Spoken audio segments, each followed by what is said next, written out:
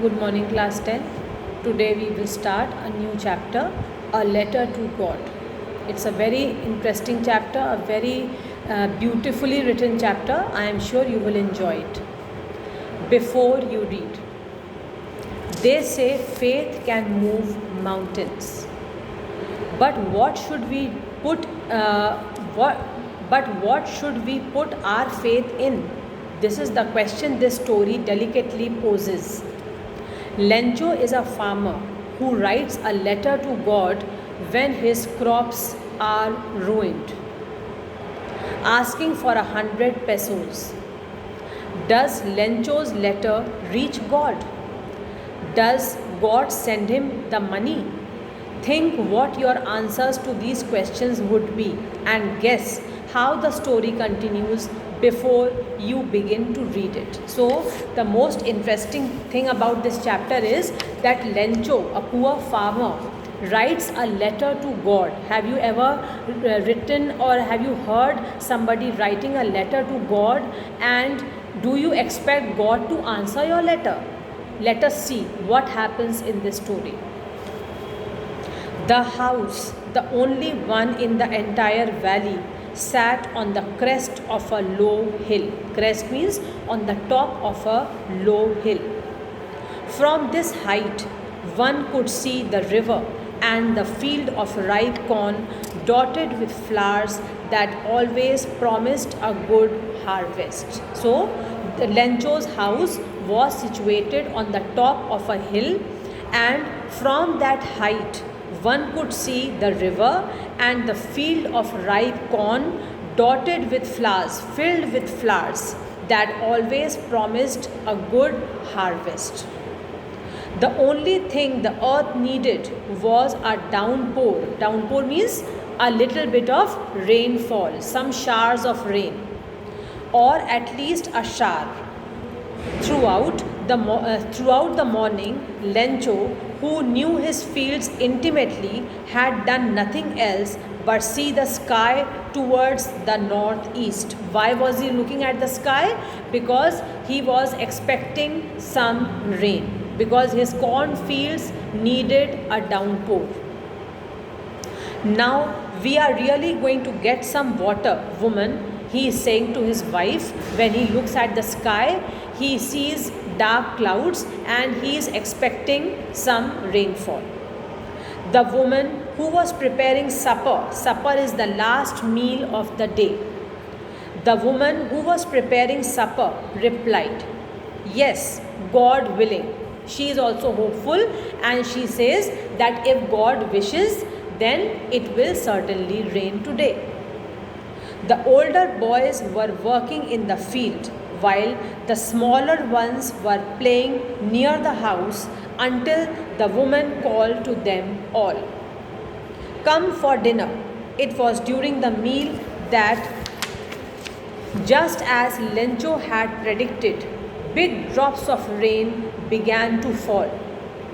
In the northeast, huge mountains of clouds could be seen approaching. The air was fresh and sweet. The man went out for no other reason than to have the pleasure of feeling the rain on his body. Which man? Lencho. He went outside just to enjoy the rain, to experience the raindrops falling on his body. And when he returned, he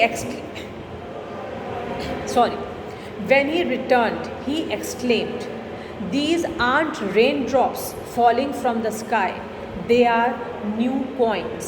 Now children, these two lines are very, very important, because very often in the board exam, these lines are given in the question paper and it is asked, the students are asked to explain why are raindrops compared to new coins. Why Lencho says these are not raindrops falling from the sky, they are new coins. Why he is saying so? Because these raindrops are going to get a good harvest for Lencho, which he will sell in the market and earn a good amount of money.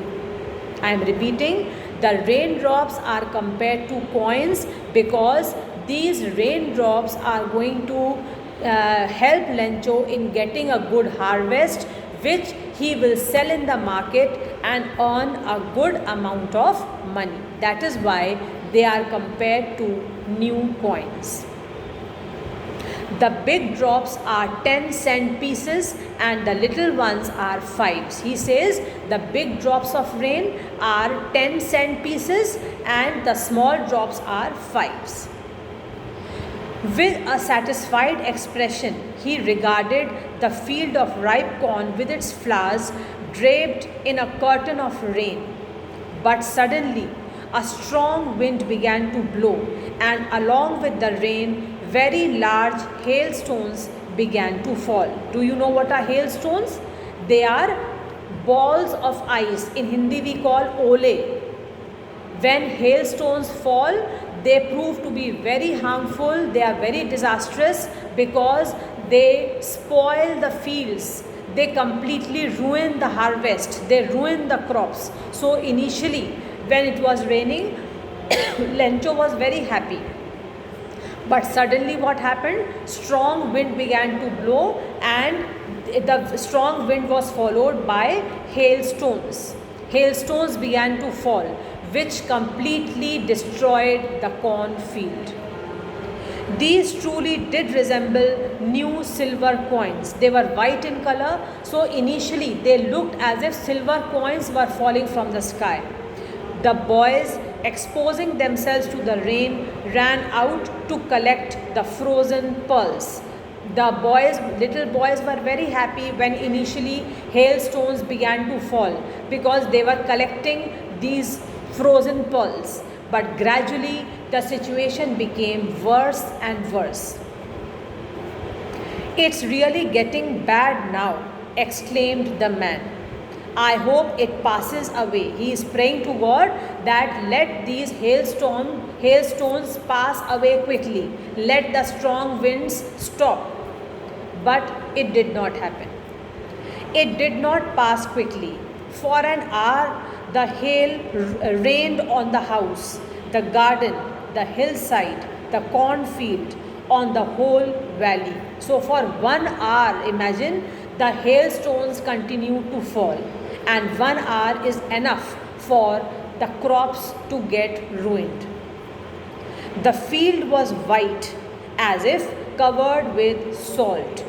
Why it was white? It was covered with hailstones. Not a leaf remained on the trees. Everything was shattered. Everything was finished. Not a leaf remained on the trees. The corn was totally destroyed. The flowers were gone from the plants. Lencho's soul was filled with sadness. When the storm had passed, he stood in the middle of the field and said to his sons, "A plague of locusts would have left more than this." You know what are locusts? Locusts are insects which destroy the crops. So when Lencho looked at his cornfield, which was totally destroyed due to the hailstones, he said that if locusts had attacked my cornfield, they would have at least left something.